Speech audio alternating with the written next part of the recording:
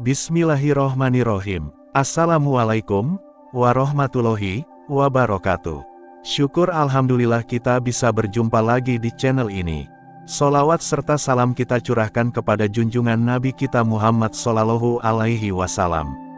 Allahumma sholli ala Sayyidina Muhammad wa ala ali Sayyidina Muhammad. Harapan dan doa kepada saudaraku semuanya.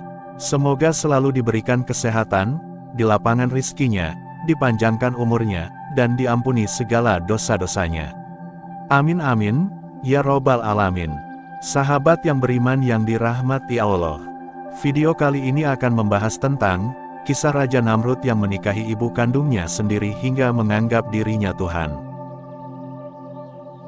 Hubungan saudara ternyata tidak hanya terjadi pada zaman modern saja. Raja Namrud bahkan telah melakukan hal itu dengan menikahi ibu kandungnya sendiri. Simak kisahnya yang dengan sombong menganggap dirinya adalah Tuhan. Namrud dikenal sebagai orang yang paling pintar pada zamannya hingga tak heran ia dengan sombongnya menganggap dirinya Tuhan. Berikut kisah Raja Namrud yang menikahi ibu kandungnya sendiri. Raja Namrud adalah keturunan kelima dari Nabi Nuh alaihi salam yang nasabnya adalah Namrud bin Kanaan bin Hus bin Ham bin Nuh alaihi salam. Namrud merupakan manusia pertama yang mendeklarasikan sebagai raja dan bahkan ia juga sempat menganggap dirinya Tuhan dan meminta rakyatnya untuk menyembahnya. Tentu hal ini mendapat penolakan dari Nabi Ibrahim alaihi salam yang hidup pada zaman Raja Namrud. Raja Namrud tercatat dalam sejarah menikah dengan ibu kandungnya yang bernama Semiramis. Raja Namrud hidup dari tahun 2275 sampai 1942 sebelum Masehi yang menjadi raja di Babilonia atau sekarang dikenal dengan negara Irak, dan peradaban dari Raja Namrud yang terkenal adalah Mesopotamia kuno. Untuk ayah kandung dari Raja Namrud bernama Kus yang merupakan cucu dari Nabi Nuh alaihi salam. Sementara ibu Namrud yang bernama Semiramis telah menikah dengan Kus saat usia remaja. Konon sehari setelah Semiramis dan Kus berhubungan intim, Kus meninggal dunia dan oleh karena itu Namrud sejak lahir sudah tidak memiliki ayah. Ibu Namrud adalah wanita yang dikenal sangat cantik dan juga bijaksana, dan setelah melahirkan Namrud, Semiramis tidak pernah disentuh oleh manusia. Hal inilah yang membuat Namrud beranggapan dan berkeyakinan kalau dia adalah anak Tuhan. Namrud dikenal sebagai raja yang sangat pintar pada zamannya. Dia dianugerahi oleh Allah Subhanahu wa Ta'ala kepintaran dalam bidang matematika dan ilmu perbintangan.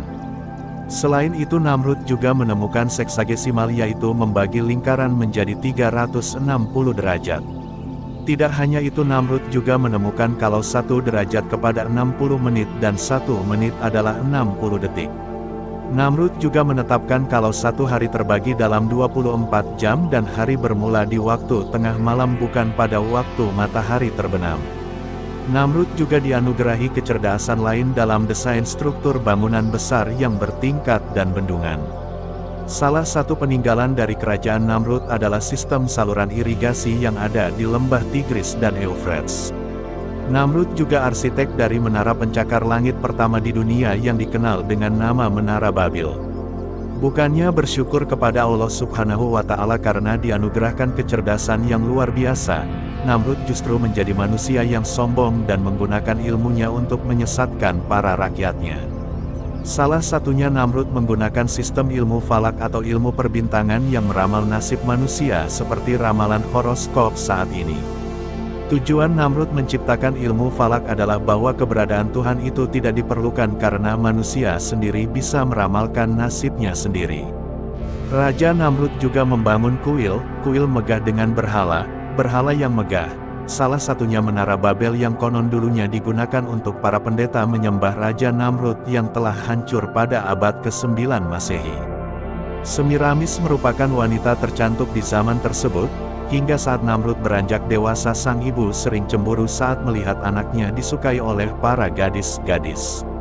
Semiramis tidak ingin sang anak menikah dengan wanita lain sehingga akhirnya Semiramis menikah dengan anak kandungnya sendiri.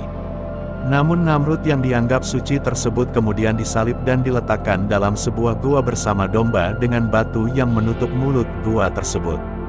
3 hari kemudian batu di mulut gua tersebut terbuka dan jasad Namrud tidak ada di dalamnya.